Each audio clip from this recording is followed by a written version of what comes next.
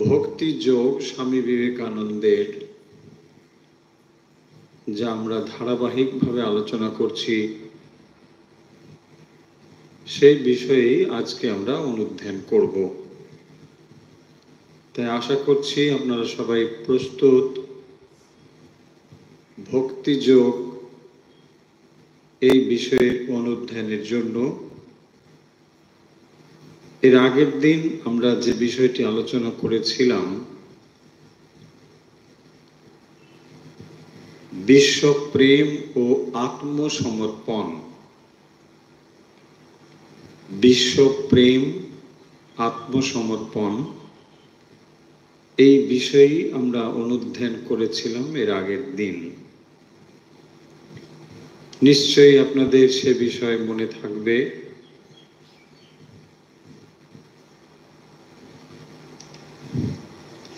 অবশ্য মনে হতে পারে এরকম যে সেদিন বলেছিলেন, সেদিন সব মনে ছিল, আজকে আর তেমন কিছু মনে নেই,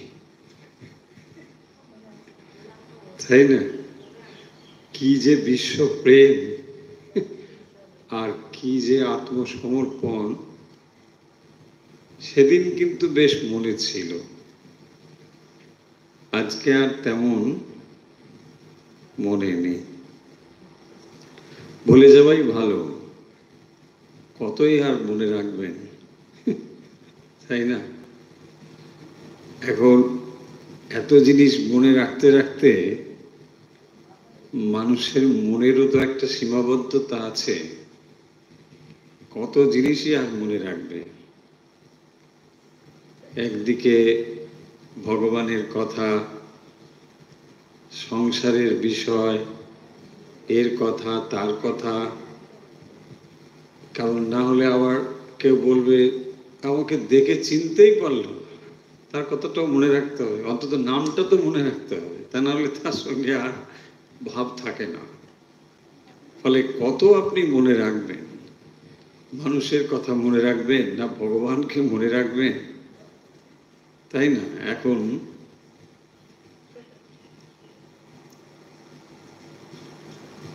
আগের দিন যা আলোচনা হয়েছিল, যদি খুব সংক্ষেপে দু এক কথা একটু করে নিই, তাহলে বোধহয় মনে পড়ে যেতে পারে। শুরু হয়েছিল এই বিষয়টি দিয়ে যে যেখানে আমরা এই যে বিশ্ব ব্রহ্মাণ্ড আর তার ভেতরে জীব, আমরা এই দুটির মধ্যে একটি সম্পর্ক রয়েছে, এবং সেই জন্যই এই বিশ্ব প্রেম, এই ব্যাপারটি এই কারণেই সম্ভব। ধরুন যদি এরকম হতো, এই বিশ্বের সঙ্গে আমাদের তেমন কোনো সম্পর্ক নেই, মানে আমি সম্পর্ক বলতে মনস্তাত্ত্বিক ও আধ্যাত্মিক সম্পর্কের কথা বলছি, তো সেটি যদি না থাকতো, তাহলে আমাদের বিশ্ব প্রেমের ধারণা খুব ফাঁকা একটা ভিত্তির উপর স্থাপিত হতো। আসলে যাকে আমরা ঈশ্বর বলে বলি, বা যাকে আমরা বিশ্ব মন বলে বলি, এই সবই হচ্ছে আমাদের মনের একটি সমষ্টিভূত রূপ। তাই যে ক্ষুদ্র ক্ষুদ্র মন আমরা অনুভব করি, তারই সমষ্টিগত রূপকেই আমরা বলি ঈশ্বর। তাহলে ঈশ্বর হচ্ছেন সমস্ত ভালোবাসার সমষ্টি, আর মানুষ হচ্ছে সেই ভালোবাসার একটি ছোট ছোট একক বা ইউনিট, যাকে আমরা বলি ব্যষ্টি। তাহলে এই ব্যষ্টি এবং সমষ্টি, এর সঙ্গে একটি সম্পর্ক রয়েছে। সেইটি স্বামীজি প্রথমে দেখিয়ে দিচ্ছেন যে ভগবানকে ভালোবাসলেই এই জগতের ক্ষুদ্র ক্ষুদ্র যে একক বা জীব প্রাণী, তাদের প্রতি ভালোবাসা সম্ভব। সেই জন্যই স্বামীজি বলছেন যে সমস্ত ভালোবাসার যিনি কেন্দ্রে রয়েছেন সেই ঈশ্বরকেই ভালোবাসতে হবে। কারণ ঈশ্বর হচ্ছেন সমুদয় প্রেমের সমষ্টি স্বরূপ। সমস্ত ভালোবাসার কেন্দ্রীভূত রূপই হচ্ছেন ঈশ্বর। তাই সমষ্টিকে ভালোবাসলে সমুদয় জগৎকেই ভালোবাসা হলো। এই কথার ভেতর দিয়ে যেটি মূল বিষয় বা কথা, সর্বভূতে প্রেম তখনই সম্ভব যদি আমরা ঈশ্বরকে ভালোবাসতে পারি। তাহলে মানবিক যে সম্পর্ক, একটি মানুষ আর একটি মানুষকে ভালোবাসে, সামাজিক নানা সম্পর্কের সঙ্গে যুক্ত হয়, এই সমস্তগুলো একটি মূল সমষ্টি ভালোবাসার সঙ্গে যুক্ত হয়ে রয়েছে। সেইটি হচ্ছে ঈশ্বরীয় প্রেম। তাই এই ঈশ্বরীয় প্রেম এলে পরে তখন সর্বভূতে ভালোবাসা আসা সম্ভব। তা না হলে আপনি বলবেন তা না হলে কি ভালোবাসা হয় না? হয়, সেটি কেবল জাগতিক স্তরেই সীমাবদ্ধ থাকে, তাকে ঈশ্বরীয় ভালোবাসা বলে না। একমাত্র এই ভালোবাসাই ডিভাইন লাভ হতে পারে যদি আমরা ঈশ্বরকে ভালোবাসতে পারি। তাহলে ঈশ্বরকে ভালো না বেসে যাকে আমরা ভালোবাসা বলে বলি, সেটি বাস্তবিক ভালোবাসা নয়। এই হচ্ছে মূল বিষয়। সেই জন্য বিশ্ব প্রেম তখনই সম্ভব, সর্বভূতে ভালোবাসা তখনই সম্ভব যদি ভগবানকে আমরা ভালোবাসতে পারি। এই সমস্ত বিষয়ের আগের দিন আলোচনা করা হয়েছিল, তো আশা করি আপনাদের মনে থাকবে। এখন আমরা এর পরের অংশে আজ আলোচনা নিয়ে যাব, যেখানে স্বামীজি এই প্রসঙ্গটি নিয়ে গিয়েছেন এইভাবে যে জীবনকে সর্বভূতের সেবায় নিযুক্ত করা। শ্রেষ্ঠ জীবন হচ্ছে সেই জীবন যে সর্বভূতে সেবায় নিজেকে নিয়োজিত করে। কারণ এই আলোচনার ভেতরেই বলা হয়েছিল, আপনাদের মনে থাকবে, যে যেখানে এই কথাগুলো বলবার পরে স্বামীজি বলছেন যে মানুষের ভেতরে আসলে যে সমস্যা বা দুর্বলতা তা হলো দেহাত্মবোধ। এই শরীরটিকে আমি বলে বোধ, এই বোধ আমাদের মনের গভীরে প্রথিত রয়েছে। ফলে এর থেকে আমরা বেরোবো কি করে? যদি এই দেহটাকেই আমরা আমি বলে ভাবি এবং এটি আমাদের সমস্ত ভ্রান্তির মূল, তাহলে এখান থেকে বেরোতে গেলে বা দেহাত্মবোধ থেকে বিচ্যুত হতে গেলে, তাই স্বামীজি বলছেন যেটি সব থেকে বড় জরুরি তা হলো সর্বভূতে সেবার ভাব।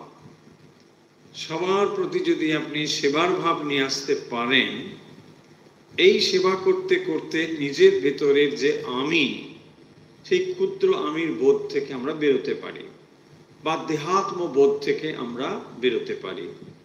তাই দেহাত্ম বোধ থেকে বেরোনোর জন্য স্বামীজি বলছেন জীবনকে সর্বভূতের সেবায় নিযুক্ত করতে হবে। সবার জন্যে সেবা, আমি সেবক, সকলের সেবা করছি। ভয়ানক দেহবুদ্ধি জগতে সর্বপ্রকার স্বার্থপরতার মূল। তাহলে সেবা করলে কি হয়? স্বার্থপরতা যায়।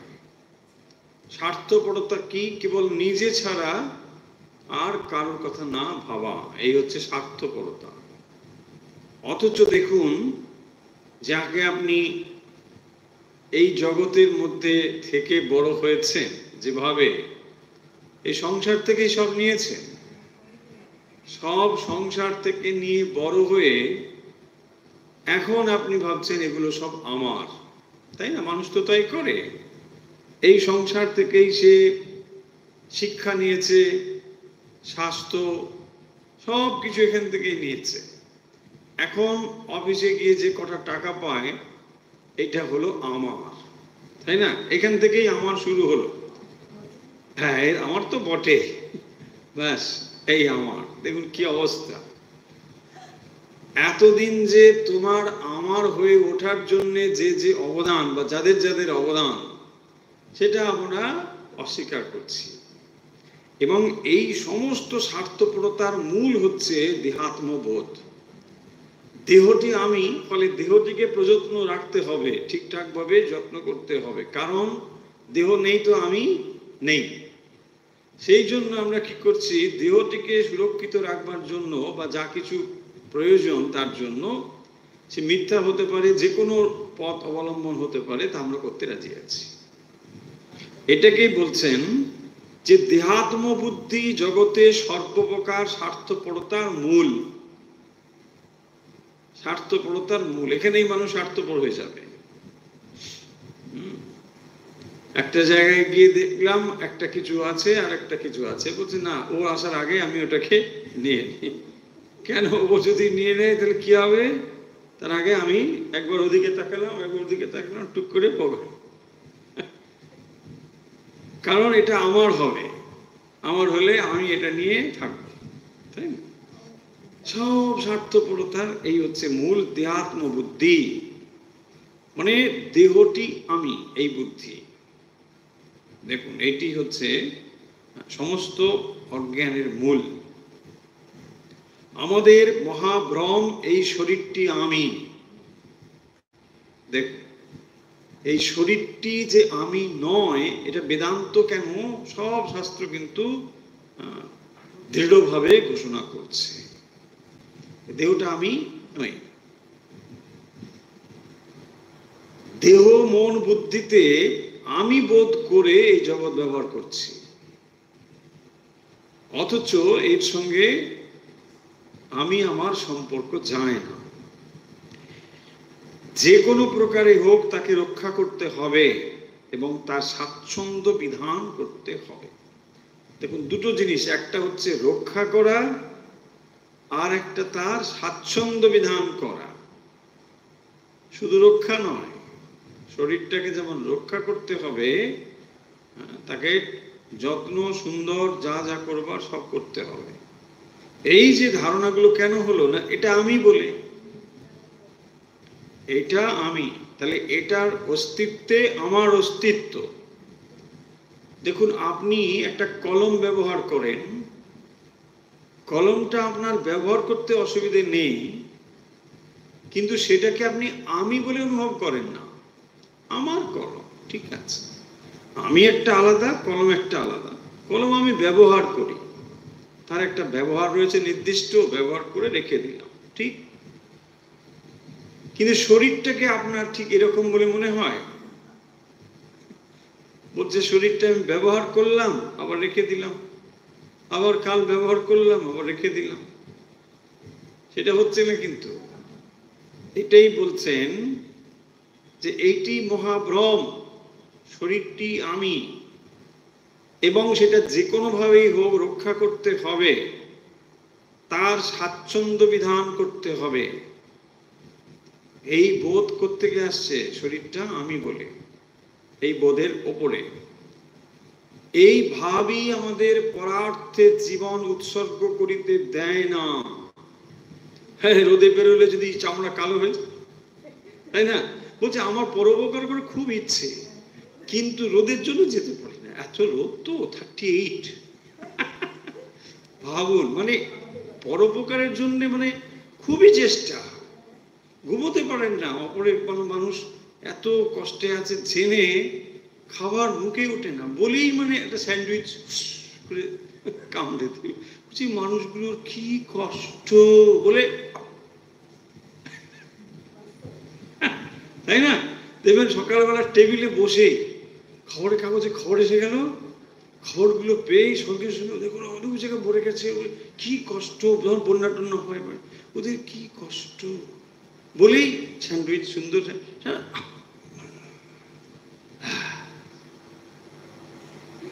এগুলোকে বলে দুঃখ বিলাস। অপরের দুঃখে মানুষ আনন্দিত হচ্ছে, ভেতরে একটা এটা কিরকম একটা ব্যাপার, তাই না? গর্বে ফুলে উঠছে যে আমি অপরের দুঃখে দুঃখিত হচ্ছে। কিন্তু কি করছেন? ওই যে করতে পারি না, ওই যে চামড়া আমি রোদে বেরোতে পারি, ডাক্তারবাবু বারণ করেছে। কোথায় ভিজে গেলে যদি আবার মানে কল বেরিয়ে যায়, মানে হ্যাচ্ছ হয়। দেখুন এইটাই সমস্ত বোধ, এই যে বোধগুলো, এটাই বলছেন স্বামীজি, যে এইভাবেই আমাদের পরার্থে জীবন উৎসর্গ করিতে দেয় না, পরার্থে উৎসর্গ করতে দেয় না। হ্যাঁ না, এতে কি হবে, এত সকালবেলা বেরোলে কি হবে, কোথায় খাবেন, কি হবে, মাথা ঘুরে পড়ে যাবে, তাহলে আর হয়েছে, তাই না? যদি নিশ্চিতভাবে জানো যে তুমি শরীর হইতে সম্পূর্ণ পৃথক, তবে এই জগতে এমন কিছুই নাই যাহার সহিত তোমার বিরোধ উপস্থিত হইবে। লাইনগুলো দেখুন কি পাওয়ারফুল কথা, যে যদি নিশ্চিতভাবে জানো তুমি শরীর হইতে সম্পূর্ণ পৃথক, এবং এটাই সত্য, আপনি বুঝুন অথবা না বুঝুন, দেহটা আপনি ব্যবহার করছেন যন্ত্রের মতো। যারা দেহাত্ম বুদ্ধি থেকে বাইরে আসতে পেরেছে, একে যারা জয় করতে পেরেছে, তারা দেহের মধ্যে থেকেও দেহাত্মবোধ করেন না। দেহে থাকেন, শরীরেই আছেন, এমন নয় যে তারা শরীর ছেড়ে দিয়েছেন, তা না, দেহেই আছেন, কিন্তু তারা 16 আনা জানেন যে এই দেহটি আমি নই। দেখুন এই অবস্থা, সেই অবস্থা প্রাপ্ত হলে মানুষ তখন আর এই দেহের জন্যে চিন্তা করে না। তা না হলে সর্বদাই কপটতা, স্বার্থপরতা, লোভ, হিংসা, অপরকে মেরে নিজেকে বড় হওয়া, এই সবগুলো স্বার্থপরতা এখান থেকেই আসছে। পেটে থাকে, ও কেন বেশি পেয়ে যাবে, ওকে ধরো, আমি বড় হব, সমস্ত বোধ এখান থেকেই হয়, দেহাত্মবোধ থেকে হয়। তখন তুমি সর্বপ্রকার স্বার্থপরতার অতীত হইয়া গেলে। কখন না তুমি শরীর থেকে পৃথক, এই জগতে এমন কিছু নাই যাহার সহিত তোমার বিরোধ উপস্থিত হইবে। যদি দেহাত্ম বুদ্ধি তোমার চলে যায়, তাহলে আর কারোর সঙ্গে তোমার কোনো বিরোধ নেই। দেখুন তাহলে দেহটাই আপনাকে এই সংসারে ডোবাচ্ছে আর একবার তুলছে। কি অবস্থা চিন্তা করো। मैं तो ब्रह्म हूं जब तू ना होते बीच, তাই না? ভাবুন তাহলে, আপনি ব্রহ্মসত্তা, কিন্তু चाह चमारी चुहारी अति नीचन की नीच, मैं तो ब्रह्म हूं जब तू ना होते बीच। हाँ, चाह डिजायर, चाह चमारी चुहारी अति नीचन की नीच, है ना? मैं तो ब्रह्म हूं, এইখানে নাকানি চুবানি খাও, আর যখন একটু উঠছে, কি ভালো, আমি জিতে গেছি, তাই না? দেখুন এই তো হয়, ও পেল না চাকরিটা, আমি পেয়ে গেছি, I am successful. Yes, what success, দাঁড়াও আসছে, তাই না? দেখুন এই তো চলছে, মানে সকলেই নির্বোধ, নির্বোধের আবার ফার্স্ট ক্লাস, সেকেন্ড ক্লাস, তাই না? সকলেই আমরা নাকানি চুবানি খাচ্ছি, তার মধ্যে আবার ভিক্টরি বক্স, আমি প্রথম শ্রেণীর নাকানি চুবানি খাই, আমাকে প্রাইজ দাও। বদ্ধ, সকলেই বদ্ধ। মানে আমাদের অবস্থা দেখে যারা মুক্ত পুরুষ, তারা হাসাহাসি করবে আমাদের আচরণ দেখে, বলছি এরা করে কি, তাই না? দেখুন কেউ যদি একটা মালা পরিয়ে দেয়, হ্যাঁ দেখলো না সবাই, দেখো কি সুন্দর, কেউ দেখলো না রে আমি কত মহান, হচ্ছে কি না বাবু? কি অবস্থা, মাটিতে পা পড়ে না। আর যদি দুটো চারটে মালা পর পর পড়ে তাহলে আর উপায় নেই, তাই না? আমি কে দেখো, পুরি বাপরে, তাকে আর কথা বলতে পারবেন না, অ্যাপয়েন্টমেন্ট ছাড়া কথা হবে। মহান পুরুষ তিনি। ভাবুন আমাদের অবস্থাটা কোথায়। এই সমস্ত কিছুর মূল হচ্ছে দেহাত্মবুদ্ধি। দেহাত্মবুদ্ধি, দেখুন দেহ বুদ্ধি আর দেহাত্মবুদ্ধি আলাদা। দেহটা আমার ঠিক আছে, আমি দেহের মধ্যে রয়েছে, আমি দেহ নই, এই তফাৎটা বুঝুন। দুটোর মধ্যে তফাৎ, বিস্তর তফাৎ। তার মানে নিজের অস্তিত্বকে দেহ অতিরিক্ত বলে এখন আপনি ভাবতে পারছেন না। যারা দেহাত্ম বুদ্ধি থেকে বাইরে আসতে পেরেছেন তারা নিজের অস্তিত্বকে দেহ ছাড়া অনুভব করতে পারেন। সেই জন্য দেহকে যথেচ্ছ ভাবে ব্যবহার করেন। ঠিক আছে, এটা ব্যবহার হলো, চল দেহর কাজ শেষ, ঠিক আছে চল। দেখুন কত কঠিন জায়গাটা। এই জন্য ভক্ত বলেন, তাহলে কি হলো সমস্যাটা কোথায়? দেহাত্ম বুদ্ধি। এই জন্য ভক্ত বলেন আমাদিগকে জগতের সকল পদার্থ সম্পর্কে মৃতবৎ থাকিতে হইবে। আমাদিগকে জগতের সকল পদার্থ সম্পর্কে মৃতবৎ থাকিতে হইবে, মানে জগতের যত বিষয় হোক না কেন এইগুলোতে অত আপনার ইন্টারেস্ট কিছু নেই, কারণ আপনি জানেন এগুলো কিছুই নয়, সামান্য। আপনি চৈতন্য স্বরূপ আত্মা, আর এগুলো সব জড় বস্তু। আপনি এগুলোর থেকে অনেক অনেক পৃথক, আলাদা, যার সঙ্গে তুলনাই চলে না। জড় বস্তু সে সোনাই হোক আর রূপই হোক আর হিরে জহরতি হোক, সেটা তো জড় বস্তুই। ভাবুন আপনি চৈতন্য, আপনার জন্য সব, বরং ওটার জন্য এটা নয়। তাই ভক্ত এগুলোকে তুচ্ছ করে এই জন্য যে যত জগতের যত সম্পদ রয়েছে সমস্ত সম্পদের থেকে শ্রেষ্ঠ সম্পদ হচ্ছেন স্বয়ং ভগবান। তাই তার দৃষ্টি যেহেতু ঈশ্বরের দিকে, তাই অন্য বস্তুগুলো তার কাছে কোনো বিবেচ্য বিষয় নয়, সামান্য বিষয়, এগুলোর কোনো মূল্যই নেই। কেবল প্রয়োজন মাত্র রয়েছে, মূল্য নেই মানে কেবল প্রয়োজন মাত্র রয়েছে। যেমন দেখুন জলের একটা ইউটিলিটি আছে, পিপাসা দূর করে, ঠিক, কিন্তু এর অতিরিক্ত কিছু, আপনার যতটুকু জল প্রয়োজন আপনি ততটুকুই পান করুন। বলছেন না জল না খুব ভালো জিনিস, আমি পান করে যাচ্ছি, করেন, যতটুকু করে অসুস্থ হয়ে পড়ুন, তাই না? কিন্তু দেখুন অন্য ক্ষেত্রে কেউ যখন বলছেন আপনাকে না সোনা দিচ্ছি, না আরেকটু দিন, না আরেকটু দিন, কেন? আরে যতটুকু দরকার ততটুকু না, ওটা রাখলে ভালো, কেন?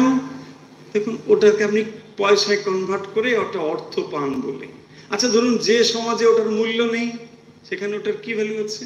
তাহলে বস্তুর দামগুলো কে তৈরি করেছে? আমরা করেছি। হ্যাঁ, ডিমান্ড অ্যান্ড সাপ্লাই থিওরি, তাই না? আপনি ওই জল এয়ারপোর্টে কিনতে যান, দাম বেশি, আবার ওই জল আপনি অন্যত্র যান, কেউ আপনাকে এমনি দিয়ে দেবে, কেন? তাহলে ডিমান্ড এন্ড সাপ্লাই, তাই না? কিন্তু ইউটিলিটি দিক থেকে দেখতে গেলে যখন আপনার পিপাসা লাগবে তখন সোনার কোনো দাম আছে? বলছে বাবু একটু জল দাও, বলছে 5 কোটি, আরে 5 কোটি 10 কোটিও দিতে পারি, দেবেন কি না?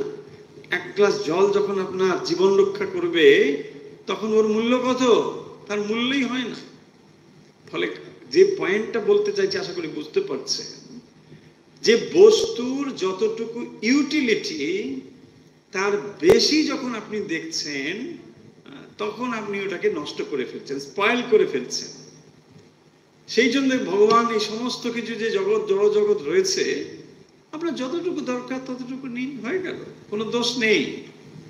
আপনি কি করছেন? পজেসিভ, আপনি ওটাকে অ্যাকোয়ার করতে হবে, সব আমার হতে হবে, তা নাহলে হবে না। সব অ্যাকোয়ার করে পরশুদিন আপনি আর নেই। কি মজা দেখুন, বলছে না আমার সব হবে, তারপর দিন সব শেষ। আচ্ছা অমুক অমুক বাবু কোথায়? হ্যাঁ হো গিয়া, ব্যাস অমুক বাবু। দেখুন কি অবস্থা, এই তো চলছে। ফলে এই যে জিনিস, আমাদিগকে জগতের সকল পদার্থ সম্পর্কে মৃতবৎ থাকিতে হইবে, তার মানে ভক্তের এই বোধটুকু থাকতে হবে যে তিনি যে ঈশ্বরের দিকে অগ্রসর হচ্ছেন, সেই ঈশ্বর এই জগতের যত বস্তু রয়েছে, একদিকে সমস্ত বস্তু আর একদিকে কেবল ঈশ্বর।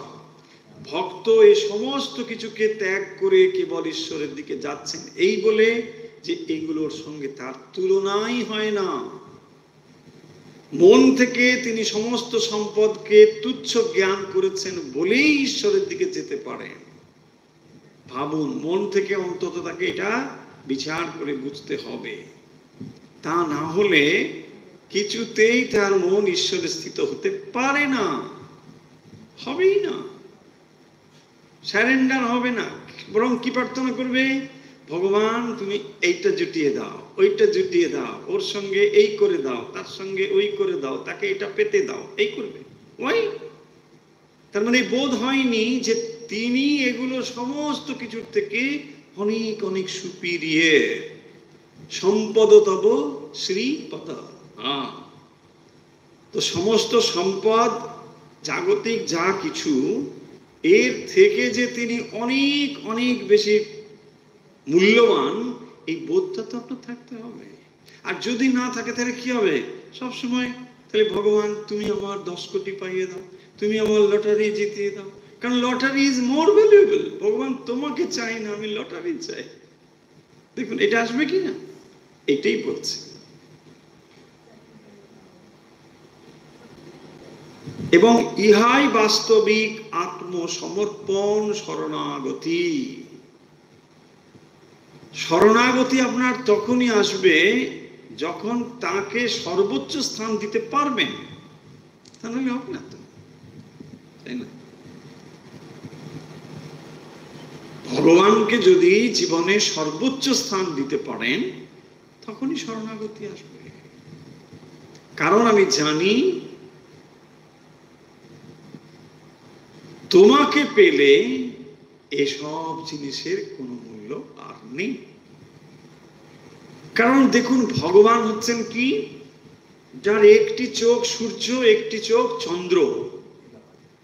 তাহলে এত সম্পদের যিনি অধিকারী, আপনার কোনো সম্পদের মানে কম পড়বে?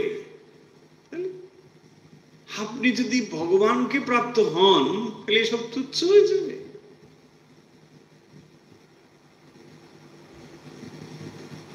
সেইগুলো বুঝতে পারি না বলে আমরা শরণাগত হতে পারি না। তোমার ইচ্ছে পূর্ণ হোক, এই বাক্যের অর্থই ওই আত্মসমর্পণ বা শরণাগতি।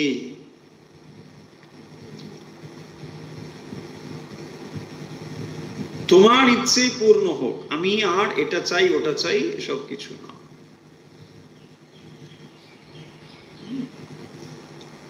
কারণ আপনি কার উপরে ভার দিচ্ছেন? যিনি আপনার অতীত, বর্তমান, ভবিষ্যৎ সব জানেন, এবং যিনি আপনাকে শুধু জানেন না, অত্যন্ত ভালোবাসেন। ভগবান আপনার সব থেকে প্রিয়, যিনি সর্বদাই আপনার দৃষ্টি আকর্ষণ করবার চেষ্টা করছেন, আপনি একবার কেবল তার দিকে মুখ ফেরাতে চেষ্টা করুন, এটা তিনি চান। এত প্রিয়,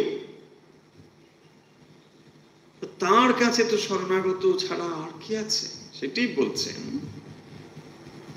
স্বার্থের জন্য সংগ্রাম করা এবং সঙ্গে সঙ্গে মনে করা ভগবানের ইচ্ছেতেই আমাদের দুর্বলতা, সাংসারিক আকাঙ্ক্ষা জন্মিয়া থাকে, ইয়া নির্ভরতা নয়। দেখো লাইনটি দেখো,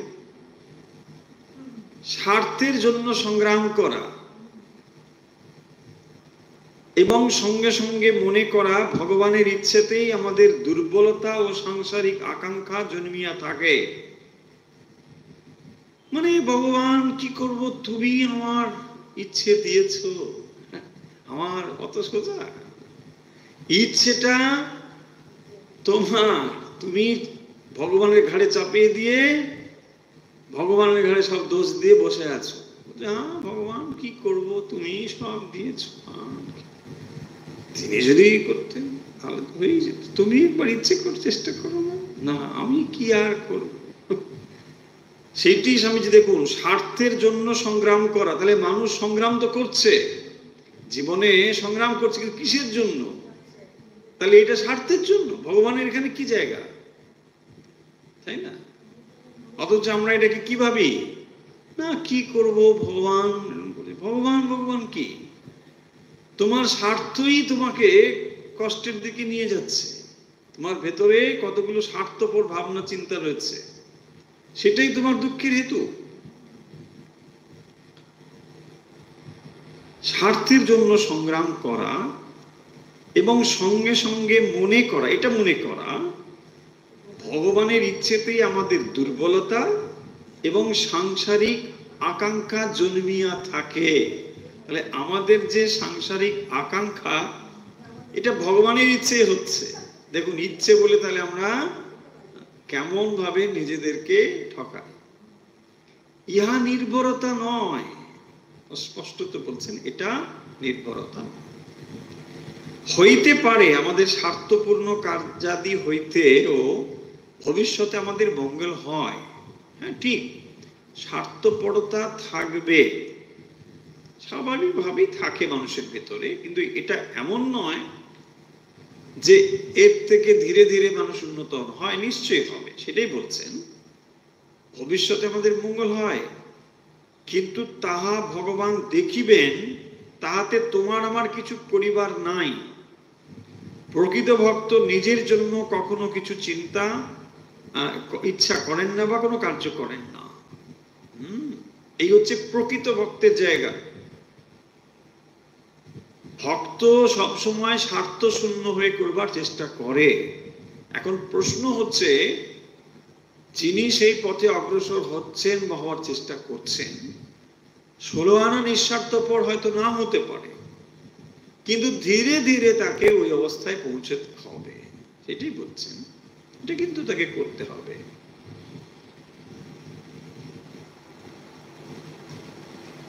কারণ মানুষ দেখবেন যেহেতু স্বার্থপর, সেই জন্য অধিকাংশ ক্ষেত্রেই যখন ইচ্ছে পূরণ হয়, ভগবান তুমি কি ভালো, তাই না? হ্যাঁ সব সময় ওখানে না, আমি দাঁড়িয়েছিলাম, হঠাৎ একটা বাস এসে গেল, জানেন কেন? কি আমার ঠিক প্রার্থনা শুনতে পেরেছিল, কি শুনতে পায়, ওই যে বলছিলেন না আপনি ক্লাসে, ভগবান সব প্রার্থনা শোনেন, হাতে হাতে প্রমাণ পেয়ে গেলাম। ওই মোড়ের মাথায় দাঁড়ালাম, একটা বাস এসে গেল, হ্যাঁ বললাম বাবা এত ভালো, কি ভালো। কালকে যখন দেখবেন ওখানে ডাকাত একটা এসে মারবে চুরি, তখন ভালো ভালো মনে হবে তো, ভগবান কি ভালো, এটা ডাকাত এসে মারলো, চুরি তুলে নিয়ে গেল, এত ভালো, কি করে ভগবান এত ভালো হতে পারে, এটা বলতে পারবেন তো? কেন? অত সোজা নয়, অত সোজা নয়। স্বার্থপর, স্বার্থ শূন্য হওয়া অত সোজা? ওই কথা কি ভগবান শুনে নিচ্ছে, কেন? ওটা আপনার ফেভারে গেছে বলে। যেই ওটা উল্টো দিকে যাবে, জানি ভগবান নেই, জানেন তো, নেই, অনেক দেখেছি, কত ডাকলো, থাকলে তো নেই। মানুষের একদিনে মানে হ্যাঁ কে না হতে, না কে হতে 5 মিনিট সময় লাগে না। কারণ কি? স্বার্থ, আর কিছুই না। স্বার্থে একটু আঘাত লাগলেই সব শেষ। সেই জন্যে অনেক সময় মজা করে আমার এরকম ভাবতে ভালো লাগে যে দেখুন, ভগবান তো সমস্ত কিছুর হেতু, মানুষ তাকে চোখের সামনে দেখতে পায় না, দেখতে পায় না বলে তাকে এত শ্রদ্ধা করে, ভক্তি করে। যদি সত্যি তাকে মানুষ বলে চোখের সামনে দেখতে পেত, শ্রদ্ধা করতে পারতো কিনা সন্দেহ আছে। কারণ যেরকম ভাবে স্বার্থপর, না একটু স্বার্থে লাগলেই মানে ভগবানকেই মেরে দেবে, হয়তো থাপ্পড় দিয়ে দিতে পারে। কারণ তিনি তো সবকিছুর হেতু, কারণ, তাই না? তুমি বসে বসে এখানে সন্দেশ খাবে, দাঁড়াও তোমার সন্দেশ খাবার দেখাচ্ছি, তাই না? হাতের কাছে পায় না, এই পেটে কি হতো আমরা জানি না, কিছু একটা হয়েছে। হ্যাঁ, মায়ে কয়ে লড়াই হবে, মা হারে কি ছেলে হারে।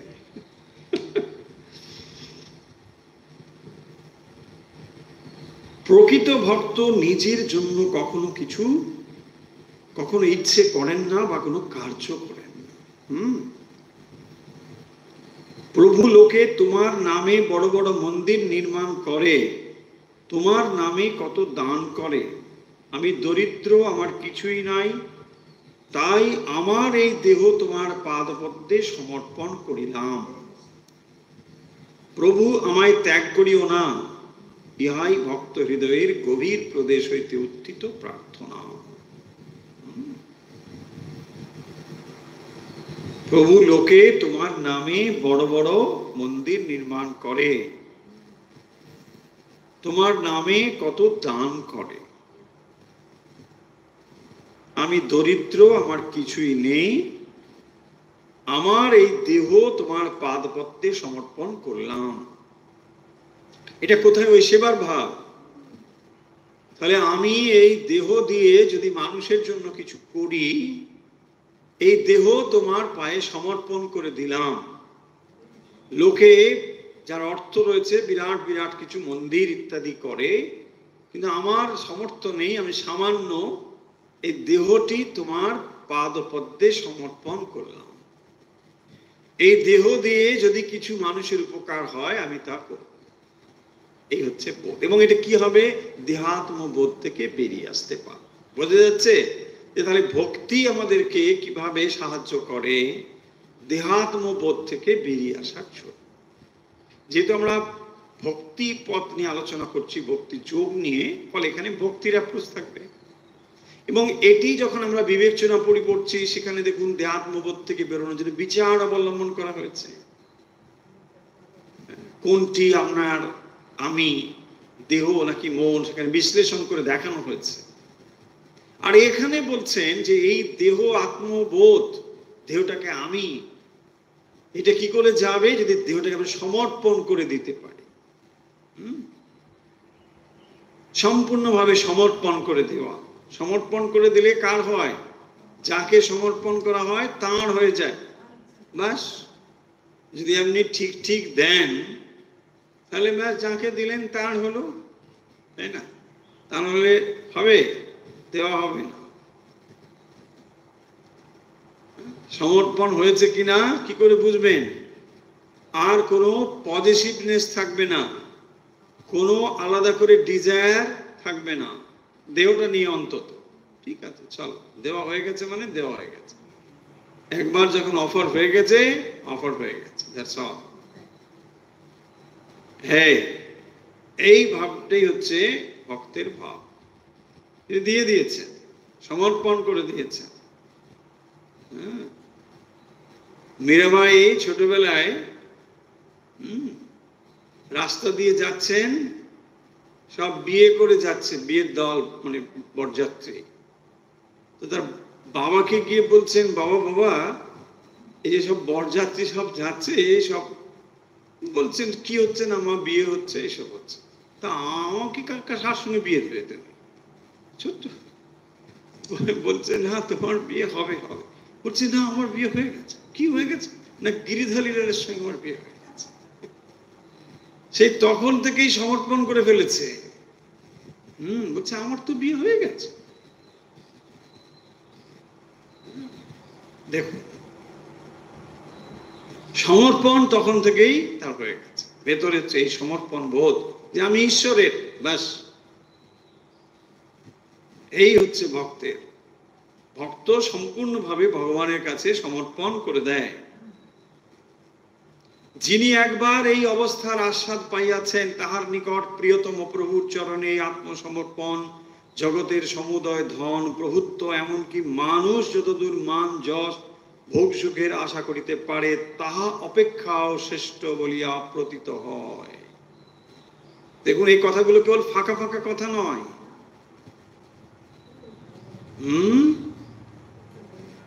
যিনি একবার এই অবস্থার আস্বাদ পাইয়াছেন,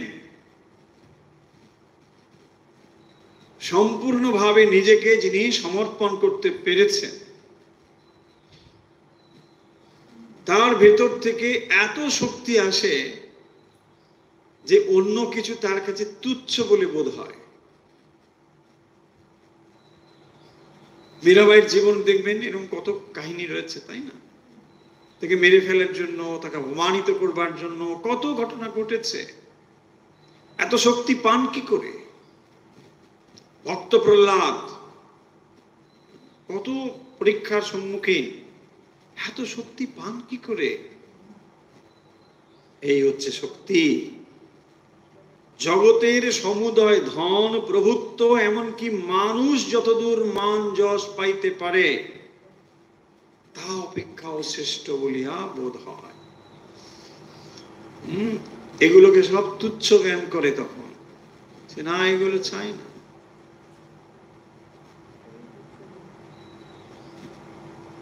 একবার যখন সেই প্রেমাস্পদের ভালোবাসা, প্রেম সে আস্বাদন করতে পারে,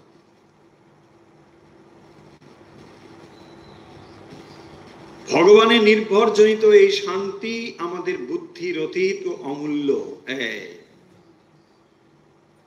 ভগবানের নির্ভরজনিত এই শান্তি আমাদের বুদ্ধির অতীত।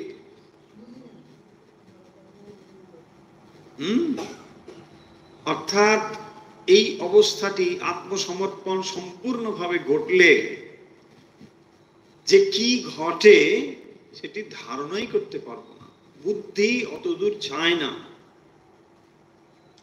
আত্মসমর্পণ হইতে এই অপ্রাতিকূল্য অবস্থা লাভ হইলে সাধকের আর কোন রূপ স্বার্থ থাকে না। আত্মসমর্পণ থেকে অপ্রাতিকূল্য অবস্থা লাভ হচ্ছে। এই অবস্থাটাকে বলা হয়েছে টেকনিক্যালি অপ্রাতিকূল্য। আর কোনো প্রতিকূলতা নেই, সম্পূর্ণভাবে আত্মসমর্পণ ঈশ্বরের কাছে।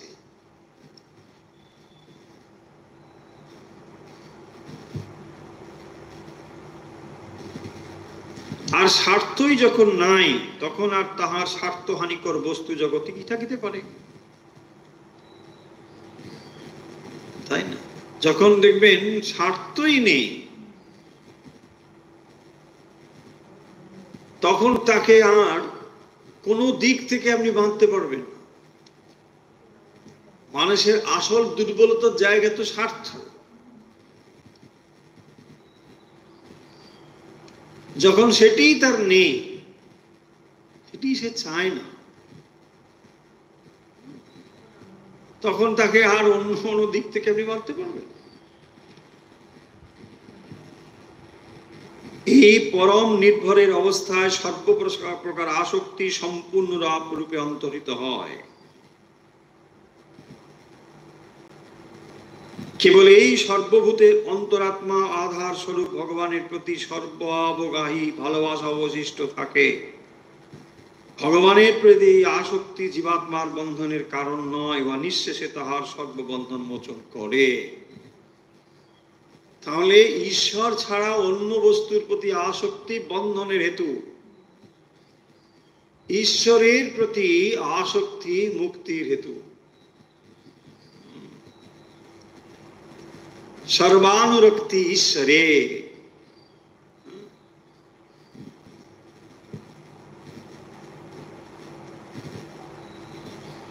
ভক্তি সূত্র সর্বানুরক্তি ঈশ্বরে। সমস্ত অনুরক্তি বা আসক্তি ঈশ্বরের প্রতি। ঈশ্বরের প্রতি যে আসক্তি তাকে বলা হয় পরম ভক্তি। এবং এটি মুক্তির কারণ।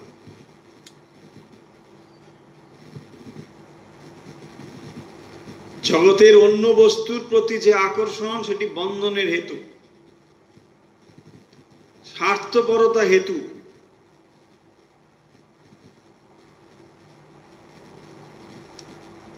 কারণ মানুষ যাকে ভালোবাসা বলে বলে তার ভেতরে যেটি রয়েছে সেটি আত্মতৃপ্তি। আত্মতৃপ্তির বোধই হচ্ছে মানুষকে আসক্ত করে, তাই না? কাউকে ভালোবেসে আসলে সে নিজে সুখী হয়, নিজে মনে সুখ অনুভব করে। তা না হলে এই ভালোবাসাই ডিভাইন হয়ে যেত। কিন্তু এটি ডিভাইন লাভ নয়, এই জন্য এখানেও স্বার্থপরতা কাজ করে, তাই না?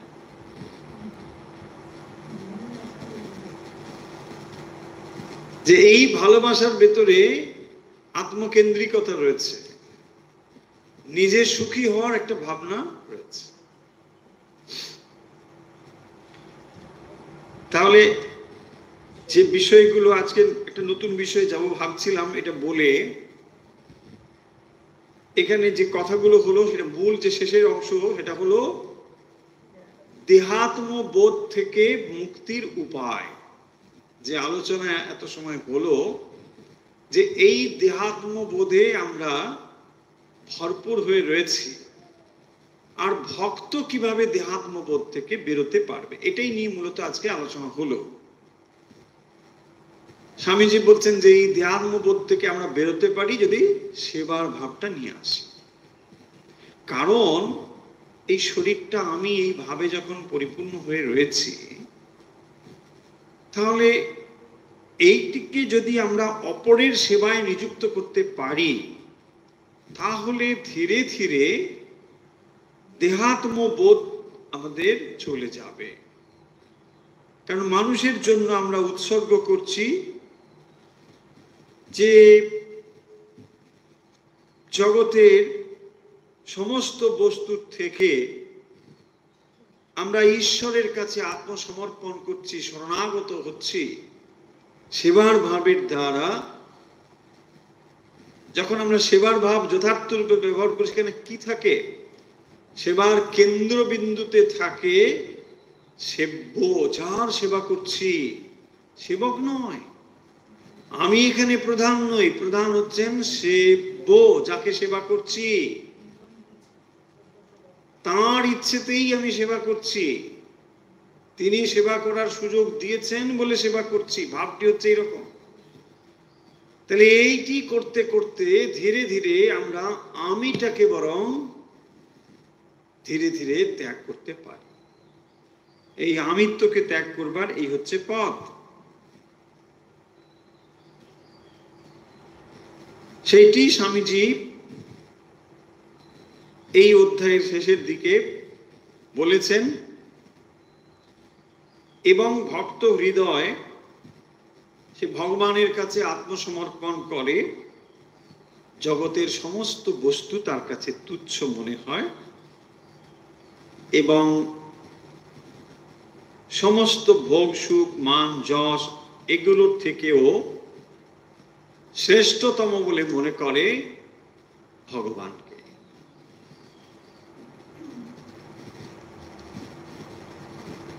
এবং এই যে আত্মসমর্পণ, আত্মবিলয়, নিজেকে উজাড় করে দেওয়া, সমর্পণ করে দেওয়া, নিজেকে সম্পূর্ণভাবে বিলয় প্রাপ্ত করে দেওয়া, নিঃশেষে প্রাণ যে করিবে দান, ক্ষয় নাই তা ক্ষয় নাই।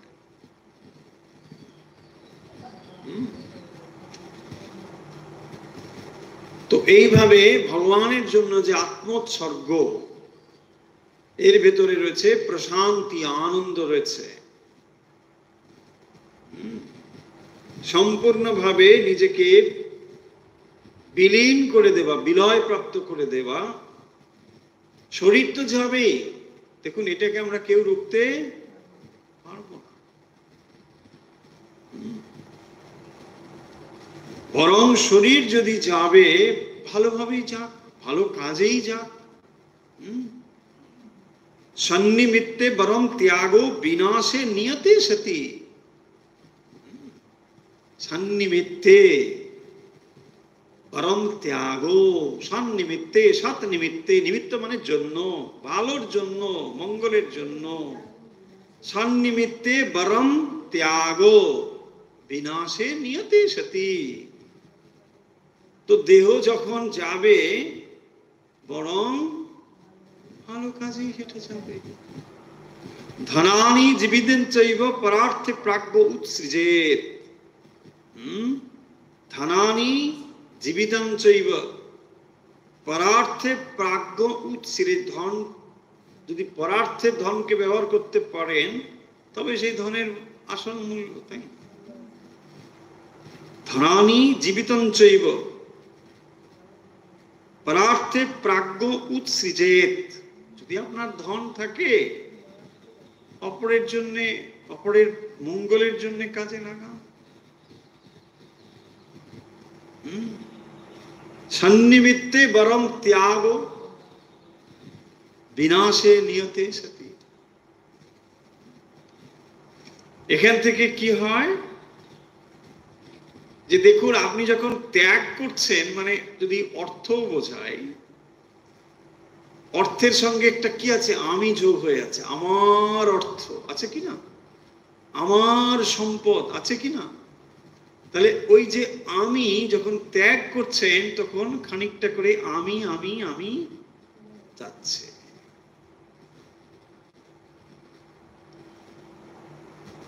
তাই দানের ভেতর দিয়ে প্রকৃত অর্থে আমরা আমিত্বকে ত্যাগ করতে পারি। কারণ আসলে আপনি যেখানেই বাস করুন না কেন, আপনার মন যে বস্তুর সঙ্গে যুক্ত আছে, আপনি সেখানেই আছেন। তার মানে যত সম্পদ, অর্থ, প্রতিপত্তি যা আপনার রয়েছে, সব আপনি মনের মধ্যে যুক্ত করে রেখেছেন। আমার ওখানে 4টে বাড়ি, ওখানে 4টে গাড়ি, ওখানে এই সম্পদ, ওখানে ওই ব্যাংকে ওই 10, সব মনে আছে।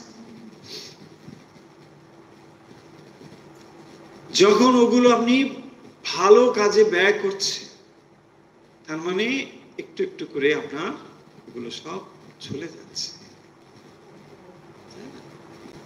ত্যাগের দ্বারা দেখবেন অহংকারের বিলয় হয়, দানের দ্বারা অহংকারের বিলয় হয়। ধীরে ধীরে অহংকার চলে যায়।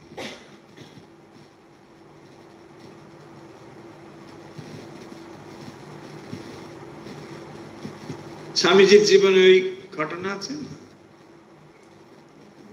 যে এক বিরাট ধনী ব্যক্তি স্বামীজির কাছে এসেছেন। স্বামীজির টেবিলে বসে আছেন।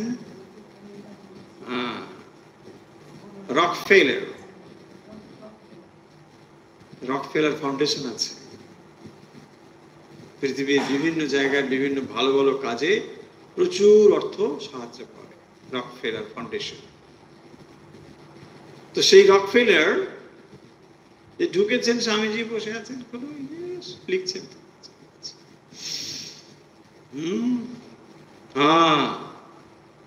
তোমার নাম, যশ, অর্থ জানবে, সব কিন্তু ঈশ্বরের। মশাই, পরের অর্থ সবাই বেশি দেখে। হ্যাঁ, রকফেলার বলছেন, মশাই পরের অর্থ তো, তাই একটু বেশি দেখছেন আপনি। বলছেন না যে তোমার অর্থ, তোমার এসব রয়েছে, এগুলো সব ভগবানের জানবে, সব তোমার কাছে গচ্ছিত রয়েছে। একটু প্রথমটা একটু অহংকারে ধাক্কা লেগেছে। বলেন কি, সন্ন্যাসী আবার, তাই না? যদি মিলিয়নার হতো ঠিক আছে, মিলিয়নার, সন্ন্যাসী, সন্ন্যাসী আবার এই ধরনের কথা বললে একটু মানুষ কেন সহ্য করবে? হ্যাঁ, পরের অর্থ আপনি একটু বেশি দেখেন। বলছে না না না, তা নয়, আর এগুলো তোমার থাকবে না। হ্যাঁ, বলেন কি, তিনি কোনোদিনই তার আগে 1 পয়সাও দান করেননি কোথাও, জানেন? হ্যাঁ, কোথাও দান করেননি। এত এরকম মানে সাংঘাতিক কোন ধরনের, কিন্তু প্রচুর অর্থবান ধনী মানুষ। তারপরে বলছে না, এ কিন্তু এ ধন তোমার মানুষের জন্যই ব্যয়িত হবে, ভগবান এখানে রেখেছেন গচ্ছিত করে। স্বামীজি এইসব ভবিষ্যৎ বলে দিলেন। উনি কি বুঝলেন? খুব একটা ভালো কিছু না, ওরা চলে গেলেন গটগট করে। পরে কিছুদিন পরে এটা খবরের কাগজের কাটিং নিয়ে এসছে, যে দেখুন এই যে টেবিলে ফেলি, দেখুন এই যে আপনি বলেছিলেন, দেখুন মানুষের জন্য এই হচ্ছে আমি কন্ট্রিবিউট করেছি, আপনার ধন্যবাদ দেওয়া উচিত। স্বামীজি বলছে, ধন্যবাদ তো তোমার আমাকে দেওয়া উচিত, কারণ আমি তো আগেই বলেছি যে তুমি এটা করবে। দেখুন, এইখান থেকে তার শুরু হলো সেবা কাজ। দেখুন কিভাবে তার পরিবর্তন হয়ে গেল ভেতরে। স্বামীজির বাতাবরণটাই ছিল এরকম, তার ব্যক্তিত্বের প্রভাবই ছিল এরকম।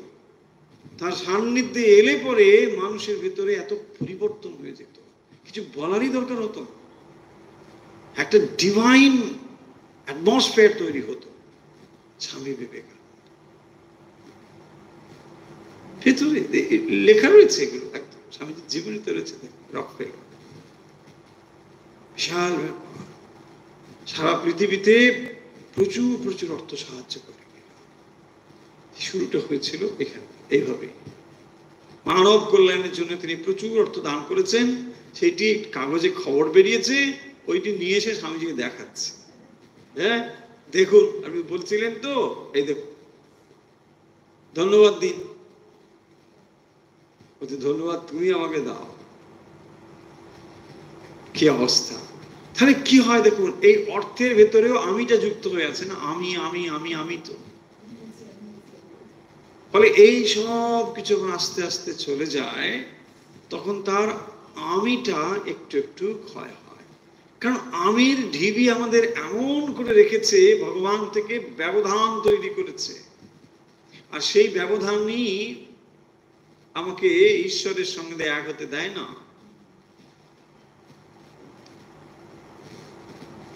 প্রেম হলো এমন বস্তু যা ভগবানের কাছে মানুষকে আত্মসমর্পণের রাস্তা খুলে দেয়, সম্পূর্ণভাবে সমর্পণের পথ খুলে দেয়। ভক্তি সমাপ্তি হচ্ছে আত্মসমর্পণ, শরণাগতি। তাহলে ভক্তির যেগুলো বলা হলো, এগুলো হচ্ছে সোপান। এই সোপান তার সর্বোচ্চ সোপান অবস্থাতে গিয়ে পৌঁছবে, যেটি হলো আত্মসমর্পণ, শরণাগতি। শরণাগত দীনার্থ পরিত্রাণ পরায়, এই শরণাগতির কথাই বলা হচ্ছে। তোমার ইচ্ছেই পূর্ণ হোক। দেখুন, প্রেম যত প্রগাঢ় হয়, তখনই ভক্তের অন্তরে এই ভাবগুলো আসে। শুরু হয় স্বার্থপরতা থেকে, তখন সে নানা রকম প্রার্থনা করে, এটা চাই ওটা চাই, প্রভু এটা দাও ওটা দাও। ভুল কিছু হয়তো নয়, কারণ এদেরকেও বা এই মনোভাবকেও ভক্ত বলা হয়েছে। আত্ম অর্থার্থ জিজ্ঞাসু বলা হয়েছে, তো যিনি অর্থার্থী তাকেও ভক্ত বলা হয়েছে। কিন্তু শ্রেণীবিন্যাসের দিক থেকে এটি নিম্ন শ্রেণীর। তো যখন তিনি এটা চান এই করতে করতে এক সময় তিনি আর কিছু চাই না। কখন হবে? যখন সম্পর্ক গভীর হবে। দেখুন, সম্পর্ক গভীর হওয়ার পরে তখন আর সে কিছু চায় না। সম্পর্ক যখন গভীর না হয়, তখন মানুষ এটা ওটা চাইতে থাকে। আর যখন এটা বুঝতে পারে যে তার ইচ্ছেতেই সব হয়, তো তখন আমি আর কেন এই সামান্য জিনিস চাইবো? আর যা চাইবো সে তো সামান্যই হবে তার তুলনায়, তার দেবার নিরিখে সামান্যই। আমি কি আর এমন চাইতে পারি? এই বিশ্ব ব্রহ্মাণ্ড যিনি, যার বিরাট দেহ,